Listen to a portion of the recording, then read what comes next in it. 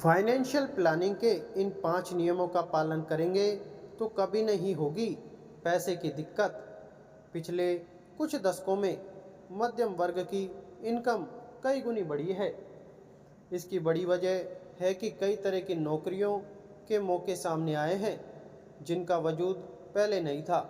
खासकर private sector में नई नौकरियां आई हैं। इसके बावजूद ज़्यादातर लोग फाइनेंशियल फ्रीडम से दूर हैं। इनके इनकम बढ़ने के बाद भी लोगों की आर्थिक मुश्किलें घटने के बजाय बढ़ी हैं। एक्सपर्ट्स का कहना है कि पर्सनल फाइनेंस को लेकर जागरूकता का अभाव इसकी असल वजह है। इनकम बढ़ने के साथ ही लोगों का खर्च भी बढ़ गया है। लाइफ स्टाइल में कई ऐसे नए खर्च शामिल हो गए हैं जो 3-4 दशक पहले नहीं थे। एक्सपर्ट्स का कहना है कि पर्सनल फाइनेंस से जुड़े 5 नियमों का ध्यान रखने पर आपको पैसे की दिक्कत नहीं होगी। Regular savings.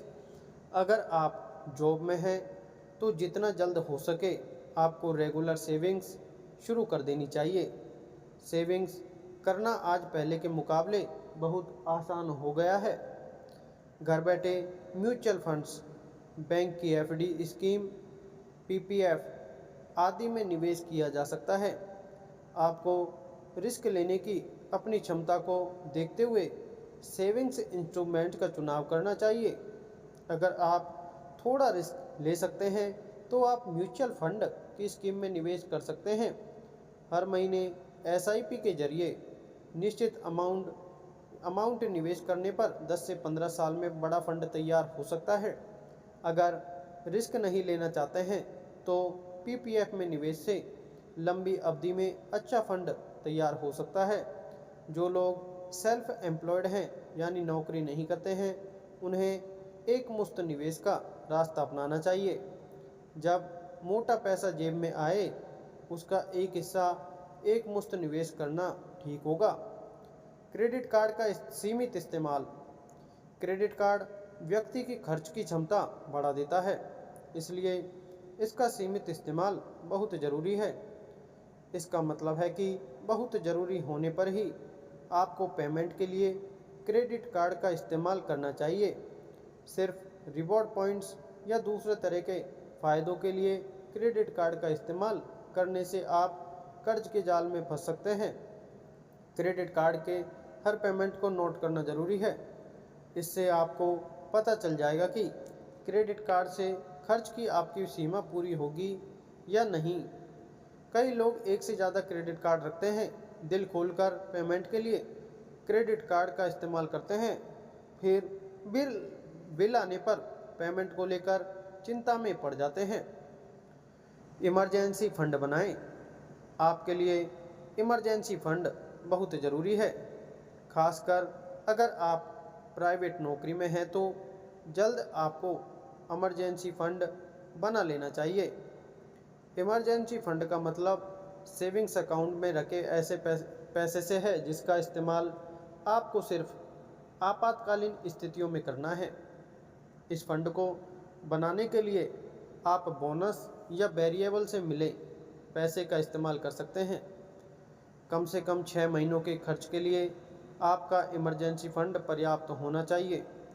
अगर आप एक बार में इतना पैसा इमरजेंसी फंड के लिए अलग नहीं रख सकते तो आप छोटे अमाउंट से शुरुआत कर सकते हैं, फिर धीरे धीरे इस फंड को बढ़ा सकते हैं। इस फंड से आपको क्रेडिट कार्ड के इस्तेमाल के लिए मजबूर नहीं होना पड़ेगा। इससे आपके कर्ज के जाल में फंसने की आशंका नहीं रह जाएगी। पर्याप्त लाइफ कवर। हर व्यक्ति के पास पर्याप्त कवर वाली लाइफ इंश्योरेंस पॉलिसी का होना ज़रूरी है। यह पॉलिसी आप जितनी जल्द खरीदेंगे आपका प्रीमियम उतना कम आएगा। इसलिए एक्सपर्ट्स नौकरी शुरू करते ही पर्याप्त कवर वाली लाइफ इंश्योरेंस पॉलिसी लेने की सलाह देते हैं। यह पॉलिसी किसी अनहोनी की स्थिति में आपके परिवार को आर्थिक संकट से बचाती है। टर्म इंश्योरेंस का प्रीमियम कम होता है, जिससे ज़्यादा अमाउंट के कवर वाली पॉलिसी लेने में दिक्कत नहीं आती है। Health insurance. मेडिकल खर्च जिस तरह से बढ़ रहा है, उसे देखते हुए एक हेल्थ पॉलिसी हर व्यक्ति के लिए ज़रूरी है। अगर आप प्राइवेट सेक्टर में नौकरी करते हैं तो आपको कंपनी की तरफ से हेल्थ पॉलिसी मिली होगी, लेकिन इसके बाद भी आपके पास एक अपनी हेल्थ पॉलिसी होनी चाहिए। अगर आपके परिवार में पत्नी और बच्चे हैं तो आप फ्लोटर पॉलिसी ले सकते हैं। एक बार अस्पताल में भर्ती होने पर लाख 2 लाख रुपए खर्च हो जाना आम बात हो गई है। हेल्थ पॉलिसी होने से आपको यह पैसा अपने सेविंग्स से खर्च करने की ज़रूरत नहीं पड़ेगी। दोस्तों, ये थी फाइनेंशियल टिप्स जो आपको जीवन में अपनानी चाहिए। ऐसी और टिप्स के लिए और नीचे दिए गए subjects online earning, share market, income tax, personal finance, digital marketing इत्यादि की टिप्स, नॉलेज, एडवाइस के लिए, लेटेस्ट अपडेट्स के लिए चैनल को सब्सक्राइब करके बेल आइकन जरूर दबाएं। धन्यवाद।